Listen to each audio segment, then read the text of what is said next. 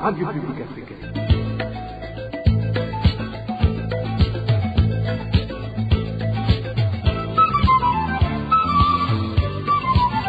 Radio Publique Africaine.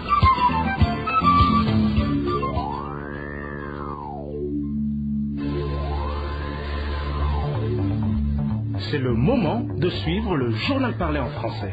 À la présentation, Onésime Douchimakité. Merci mesdames et messieurs d'être au rendez-vous des nouvelles de ce mardi 29 juin 2021. D'abord, les principaux titres.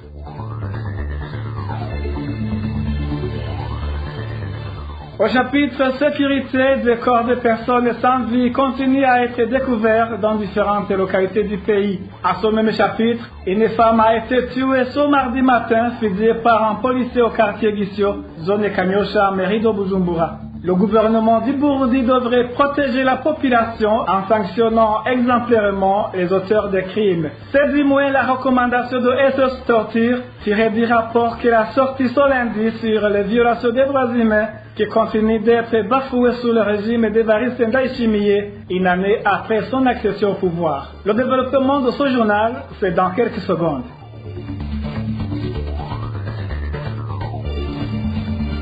Merci d'avoir choisi la radio publique africaine. Je vous le disais en titre, une femme a été tuée ce mardi matin, fusillée par un policier. Cela s'est passé au quartier Gissio, zone Kanyosha, en commune Moura, dans la municipalité de Bujumbura. Les informations fournies par la population de la localité indiquent que ce meurtre serait lié au conflit foncier. Le point avec Emmanuel Nyungeko. La victime prénommée Gorette habitait la zone Buyenzi. Elle a été tuée par balle ce mardi aux environs de 8 heures du matin par un policier nommé Butoyi. Selon nos sources, cet agent de sécurité et Gorette s'accusaient mutuellement de ne pas respecter les bornes qui séparent leurs parcelles respectives. Les informations en provenance de la zone Kanyosha font savoir que le policier en question rentrait de son travail. C'est ainsi qu'il a trouvé Gorette en bas du bar dénommé Kubahu Mure, non loin de la station King Star. C'est là où se trouve côte à côte les parcelles de Gorette et du policier. Le policier habite aussi tout près de là, dans la maison de son grand frère Bukuru, militaire en mission de maintien de la paix en Somalie, indiquent les voisins. Les mêmes informations recueillies au quartier Gissio indiquent que les administratifs avaient interdit toute activité de construction dans cette partie en conflit en attendant de nouvelles mesures, une décision qui n'aurait pas été respectée par le policier nommé Butoyi, qui, selon nos sources, construisait même la nuit. Il y a moins de 2 mètres entre les limites des 2 parcelles, indiquent toujours les sources de la RPA. Gorette avait décidé de se rendre sur place ce mardi pour vérifier si réellement le policier continuait de construire dans la partie litigieuse. La visite sur sa parcelle lui a valu la mort, car il a reçu plusieurs balles au niveau du ventre, au niveau des côtes et sur les bras. Après le forfait, ce policier a pris le large, emportant même le fusil qu'il a utilisé. Jusque dans l'après-midi de ce mardi, ce policier n'avait pas encore été arrêté. Les autorités administratives en zone Kanyosha indiquent que des enquêtes vont bientôt commencer.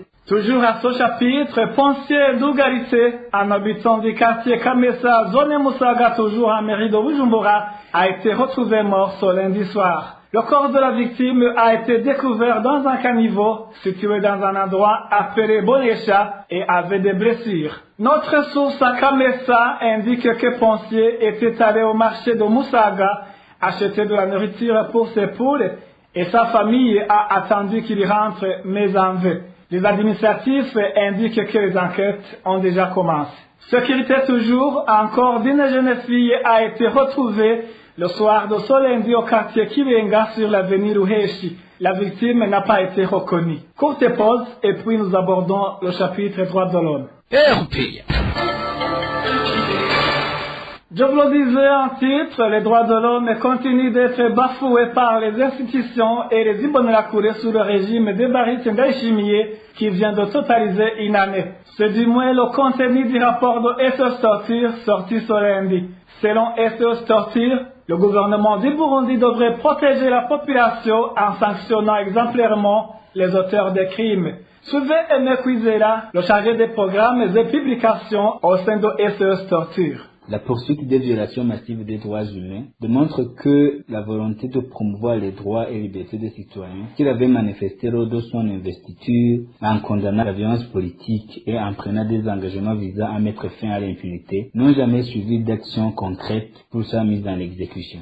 En effet, depuis l'entrée en fonction du nouveau gouvernement, des violations massives des droits de l'homme se sont poursuivies en toute impunité, dont notamment de nombreux meurtres commis par des auteurs qui n'ont pas été identifiés, d'autres par des agents de l'ordre, des Imbonerakure ainsi que des agents du service national de renseignement qui ne sont jamais inquiétés. Vous saurez que durant cette période, nous avons répertorié 563 personnes tuées, 350 arrestations et détentions arbitraires, 55 cas de torture. Face à la persistance inquiétante de nombreux crimes impunis, SOS le Burundi dénonce le silence complice et l'inaction des autorités face à tous ces actes macabres, car le fait pour un État de ne pas mener des enquêtes sur des allégations de privation arbitraire du droit à la vie constitue une violation du droit à un recours effectif, mais aussi du droit à la vie lui-même. Et le Burundi considère que beaucoup reste à faire pour le nouveau régime du président Evariste Ndayishimiye, qui doit faire preuve de sa réelle volonté politique d'honorer ses engagements pris par le Burundi dans les instruments nationaux et internationaux de protection des droits de l'homme.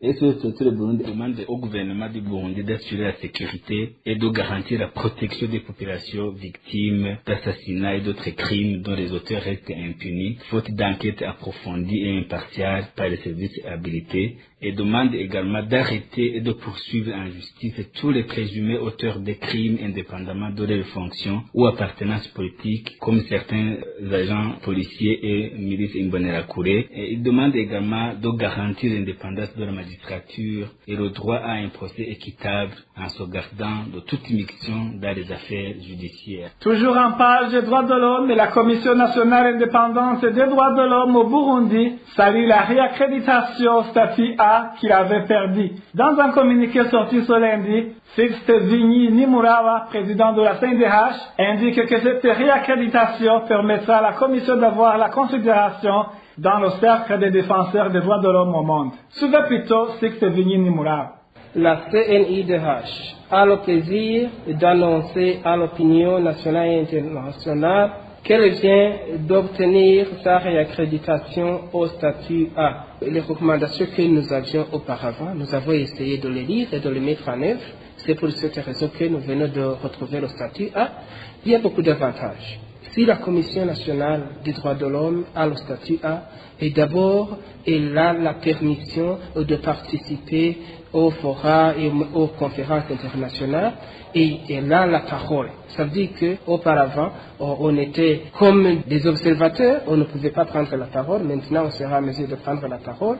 Mais aussi, deuxièmement, pour les affaires concernant les droits de l'homme du pays, du Burundi, c'est la Commission qui devra répondre pour donner la situation réelle. Ça veut dire qu'il n'a pas intérêt à ce qu'on puisse avoir beaucoup d'autres mécanismes pour pouvoir enquêter ou même donner des rapports sur le Burundi, parce que la Commission a le statut A, ça veut dire qu'elle est indépendante et peut travailler de telle sorte qu'elle puisse donner des situations actuelles et conformes à la réalité. Autre chose, ça veut dire que la Commission elle-même peut même inviter les autres commissions internationales pour venir au Burundi, et peut même donner des suggestions, et peut même voter, et même peut être voté pour des fonctions en rapport avec les droits de l'homme au niveau international. Mais en termes de recommandations qu'on donne, c'est de continuer avec la même allure dans la protection, la promotion des droits de l'homme, mais aussi en continuant de jouer notre rôle consultatif. Cette commission nationale indépendante des droits de l'homme au Burundi a été rétrogradée au statut B en 2017 suite à ses manquements dans sa mission de lutte pour la protection et la promotion des droits de l'homme au Burundi. Parlons politique à présent, les sanctions prises par l'Union européenne contre le Burundi devraient être maintenues car le gouvernement actuel n'a rien changé en ce qui concerne le respect des droits humains au Burundi. C'est du moins le contenu du communiqué du parti MSD publié ce mardi. Le MSD demande plutôt à l'Union européenne et à la communauté internationale d'exiger aux partis au pouvoir du dialogue inclusif avec leurs opposants ainsi que l'organisation des élections libres. Le contenu de ce communiqué avec Francine Mahor. Lever les sanctions prises pour le Burundi sans aucun geste remarquable ni désirable du gouvernement burundais, là le changement ne serait que soutenir un régime cruel et impopulaire, mais aussi un régime encore sous l'enquête de la CPI, explique le parti MSD dans son communiqué. Selon le parti MSD, l'Union européenne ne devrait en aucun cas être séduite par les petits gestes du gouvernement en place, car la situation qui prévaut au pays n'a rien changé. La vérité poursuit le MSD depuis son arrivée au pouvoir. Le président Ndayishimiye n'a rien changé sur les difficultés des Burundais. À travers son communiqué, le parti MSD souligne aussi que le parti FDD n'a jamais voulu écouter les propositions de l'ONU, l'Union africaine, de même que l'EAC, afin qu'on tourne le dialogue inclusif, ce qui a poussé même les médiateurs de Michel Kafando de l'ONU et Benjamin Mkapa de l'EAC à démissionner dans leur rôle de médiateur. Ainsi, le parti MSD invite plutôt l'Union européenne, de même que la communauté internationale, d'exiger le parti CNDD-FDD un dialogue inclusif en respectant l'accord d'Arusha et l'organisation des élections transparentes et libres, assistées par les observateurs internationaux. Aussi longtemps que le Burundi ne sera pas à mesure d'élire librement ses représentants et que les prisonniers politiques ne soient pas libérés sans une place libre, aussi longtemps que les sociétés civiles n'auront pas l'accord d'exercer librement, que les réfugiés ne soient pas rentrés et des leaders politiques en sécurité, rien ne justifiera pas le changement au Burundi au point que l'Union européenne puisse enlever ses sanctions, explique le parti Mouvement pour la solidarité et la démocratie. La violation remarquable des droits humains, de même que les libertés, est l'une des causes majeures qui ont poussé l'Union européenne à sanctionner le Burundi depuis le 16 avril 2016, des sanctions concernant l'aide financière accordée par l'Union européenne. Eh bien, merci à toi aussi, Francine. Mahoro, courte pause. Nous poursuivons avec la page gouvernance.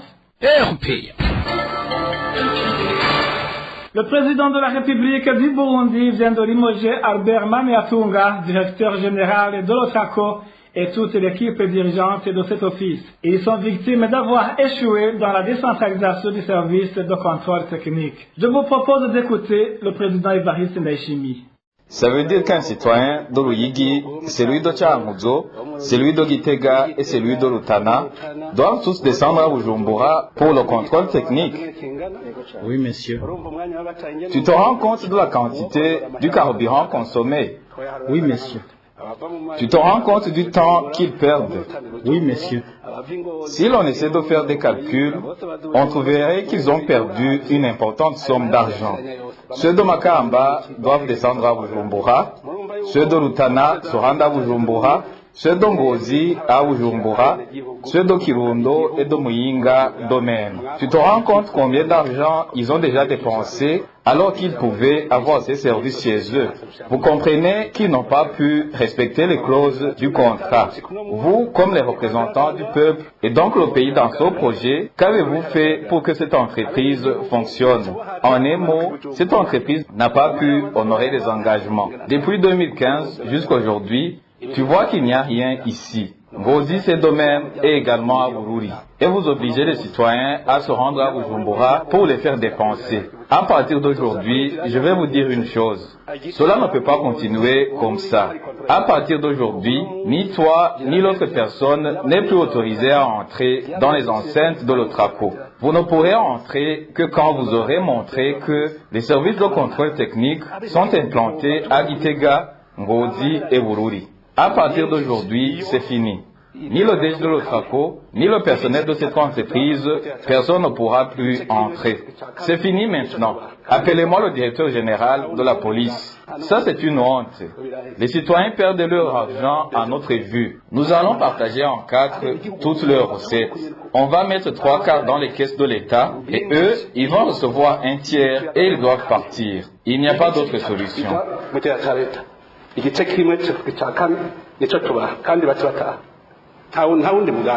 Le président Ndayishimiye promet de mettre en place une nouvelle équipe à la tête de l'OTRACO en 3 jours. Cette décision a été prise lors d'une descente effectuée dans les enceintes de l'OTRACO à Gitega ce mardi. Le budget du pouvoir exécutif du Burundi de l'année 2020 présente toujours des zones d'ombre. C'est du moins en substance le contenu du rapport sorti ce 25 juillet par le département des États-Unis sur la transparence fiscale de 2021.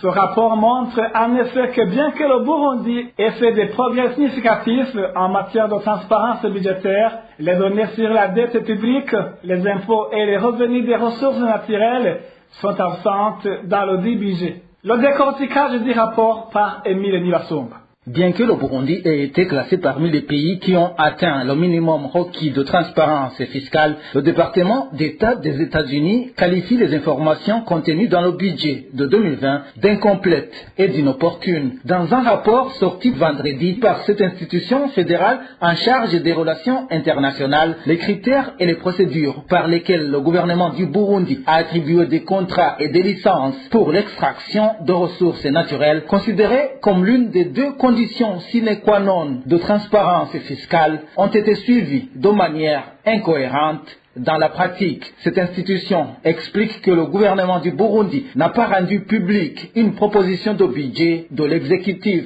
De même, les informations sur les titres de créance n'étaient pas toujours actualisées. Les informations sur les titres de créance, y compris la dette conditionnelle et celle des entreprises d'État, n'étaient pas accessibles au public et étaient incomplètes et inopportunes. De surcroît, les revenus des ressources naturelles n'ont pas non plus été inclus dans le budget et les informations de base sur les récompenses pour l'extraction des ressources naturelles étaient accessibles au public seulement sur demande. Le département d'État des États-Unis déplore également que l'institution burundaise en charge de contrôle n'ait pas publié de rapport d'audit dans un délai raisonnable. À part donc que le Burundi a réalisé des progrès significatifs en publiant en ligne son rapport budgétaire de fin d'année dans un délai raisonnable et en fournissant une image substantiellement complète des dépenses et des flux de revenus prévus, le pays doit encore fournir beaucoup d'efforts dans l'exécution de son budget. C'est pourquoi le département d'État des États-Unis demande au gouvernement du Burundi d'apporter des solutions à toutes ces imperfections afin d'améliorer la transparence fiscale. Cela pourra permettre au pays d'être éligible pour recevoir des fonds engagés par le département d'État des États-Unis pour soutenir les projets. À titre d'information, le Burundi ne figurait pas parmi les 17 projets financés par ce département d'État américain au cours de l'année 2020. Eh bien, merci à toi aussi, Émile Nivasumba. Les habitants de la commune Mutumba, en province de Bujumbura, indiquent qu'ils ne tirent aucun avantage dans les travaux d'exploration et d'exploitation minière que l'entreprise Rainbow Mining Burundi SM est en train d'exécuter dans leur commune. Ils craignent d'ailleurs le détournement des fonds que cette entreprise accorde à leur commune pour les travaux de développement. Le point avec Daniel Claire, il la trouve. La société Rainbow Mining Burundi procède à l'exploitation et à l'exploration minière dans le cadre du projet Gakara qui couvre une superficie totale de 135 km² de la province Bujumbura. Rainbow a obtenu un permis d'exploitation minière en 2015 valable pour 25 ans. Ce permis minier porte sur une superficie de 39 km². Les informations que nous détenons des habitants de la commune Mutambu où cette société opère indiquent que cette société n'a rien d'avantageux pour eux. Ces habitants indexent la non-transparence dans l'indemnisation, la faible rémunération de ses employés de terrain et la non-réhabilitation de la route qui mène à son site. Même l'espoir du projet d'extension d'électrification de la localité par cette société reste vain. Cet habitat témoigne. L'électricité que nous avions avant l'arrivée de cette société n'a pas changé et est restée la même sur le site de la société. Ils utilisent le groupe électrogène qui éclaire le site seulement. Ils n'ont pas amené de l'électricité pour que les habitants de la localité en profitent. Les habitants de Mutambu déplorent que même les frais de développement communal que cette société doit verser dans les caisses de la commune n'arrivent pas à destination. Des informations qui nous parviennent indiquent qu'il y aurait une somme de 15 000 $ que Rainbow donne à la commune pour les travaux de développement. Mais cette somme disparaît dans les poches de l'administrateur et ses alliés au lieu d'aider dans le développement de la commune. En plus des destructions des champs et maisons des habitants de la localité, la liste des reproches à l'endroit de cette société n'est pas exhaustive. Nous y reviendrons dans nos éditions ultérieures. Parlons éducation à présent. Les enseignants de la province de Gitega demandent au gouvernement de résoudre la question du manque de manuels et livres scolaires pour enseignants et élèves. Depuis 2016, ce problème persiste et ces enseignants souhaitent que ce problème soit résolu l'année scolaire prochaine. Eric Nyonzima nous en dit plus. Ces enseignants du cycle post-fondamental de la province de Gitega indiquent qu'ils observent un manque de livres pour les enseignants et les élèves depuis le début de cette année scolaire. En conséquence, le rendement des élèves devient faible d'une part et la matière dispensée par les enseignants n'est pas identique d'autre part. Nous avons un problème de manque de livres. Depuis le début de cette année, nous n'avons pas trouvé de livres des cycles fondamental et post-fondamental. Il n'y a pas de manuel pour les enseignants et les élèves. Par exemple, moi je fais ma propre recherche pour enseigner. C'est-à-dire, les enseignements ne sont pas identiques.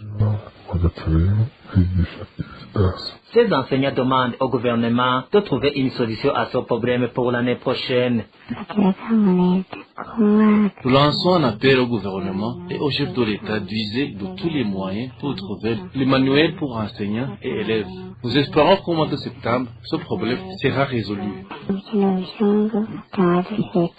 À propos de ce manque de livres, nous avons essayé de contacter Godefried Akidman, directeur provincial de l'éducation à Gitega, mais elle n'a pas décroché son téléphone portable. Ce manque de livres pour les enseignants et les élèves s'observe depuis 2016 à travers tout le pays. Merci à toi aussi, Eric Nyonzima. Merci, mesdames et messieurs, de nous avoir prêté oreille attentive. C'est parti que prend fait ce journal. À la présentation, c'était Onésime Dushimagidze. Je vous souhaite de passer de bons moments chez vous. Au revoir.